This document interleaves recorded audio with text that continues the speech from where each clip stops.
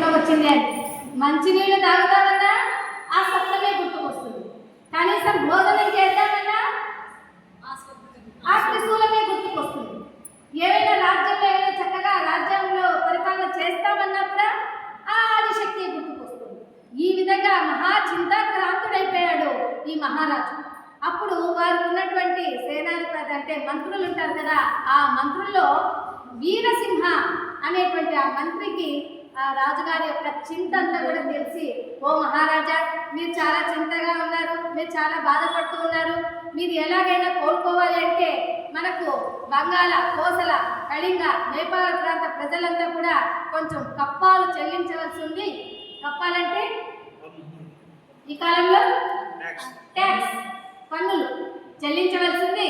కనుక మనమంతా కూడా ఆ ప్రాంతానికి వెళ్తే కప్పాలను వసూలు చేసుకున్నట్టు అవుతుంది. దాని మార్గంలో మనము పుణ్యక్షేత్రాలను దర్శించినట్లు అవుతుంది.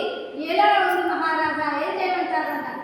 శభాష్ వీరసింహ శభాష్ అంటూ తన మెడలో ఉన్నటువంటి ముత్యాల హారాలన్నీ కూడా ఆ మంత్రికి బహుమానంగా ఇచ్చేశాడు విష్ణువర్ధన మహారాజు. ఇక ఎప్పుడు బయలుదేరమంటారు, రేపే తెల్లవారే బయలుదేరమన్నారు మహారాజు. మహారాజా, మీరు ఎప్పుడైనా సరే ఇలాగే చెప్పేస్తారని నేను రాత్రికి రాత్రే రథ గజ త్వరగ బలాన్ని పరాక్రమాన్ని అంతా కూడా నేను సిద్ధం చేశాను మహారాజా, మీరు రేపంటే రేపే బయలుదేరేస్తాము అని అన్నారు. అప్పుడు మహారాణులందరూ కూడా భయపడుతున్నారు.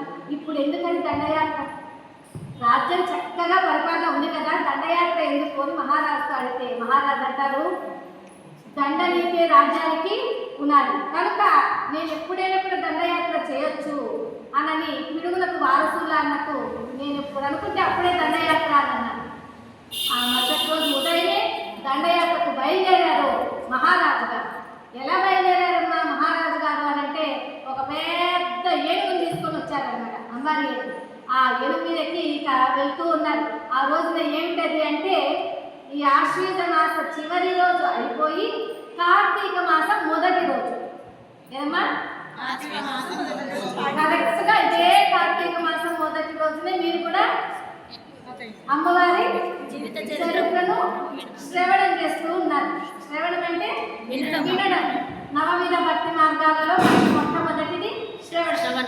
ఆ విధంగా ఆ మహారాజు ఆ సోమవారం కార్తీక మాసంలో మొట్టమొదటి రోజున వెళ్తూ అక్కడ ఉన్నటువంటి గోదావరికి అర్ఘ్యం సమర్పిస్తున్నారు. సూర్య భగవానుడికి అర్ఘ్యం సమర్పిస్తూ ఇక బయలుదేరుతూ ఉన్నారు విష్ణువర్ధన మహారాజు. ఎక్కడికి వెళ్తున్నారు, ఈయనంతా కూడా ఇక దండయాత్రకు వెళ్తున్నారు. అనేకమైన బంగాళ, కోసల, కళింగ, నేపాల ప్రాంతాలంతా కూడా వెళ్ళటం, ఈయన దగ్గర ఉన్నటువంటి 4000 సైన్యంతో వెళ్ళడం.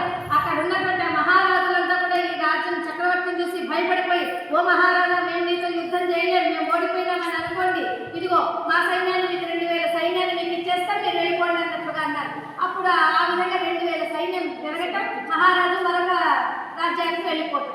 అక్కడ వాళ్ళు కూడా ముందున్న 4000 తర్వాత 2000 కలిసి 6000 సైన్యాన్ని చూసి వాళ్ళు భయపడిపోయి, మహారాజా, మేము మీ 6000 సైన్యంతో మేము యుద్ధం చేయలేము, కనుక మీరే విజయం, మాదే ఓటమి అని వాళ్ళు కూడా కొంత సైన్యాన్ని ఇచ్చేసేవారు.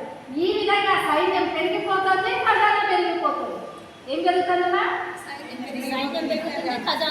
సైన్యం బాగా పెరిగిపోతుంది అన్నమాట. ఇన్ని రాజ్యాలలోనూ మహారాజు గారు దండయాత్ర చేసి అక్కడ ఉన్నటువంటి సామంతులందరినీ కూడా, చెడ్డ వాళ్ళనందరినీ తీసివేసి మంచి వాళ్ళనందరినీ చక్రవర్తి రాజు స్థానంలో కూర్చోబెట్టి వాళ్ళను. ఈ విధంగా మహారాజు ఈ దండయాత్రను చేస్తూ తిరుగు ప్రయాణంలో వెళ్తూ ఉన్నారు.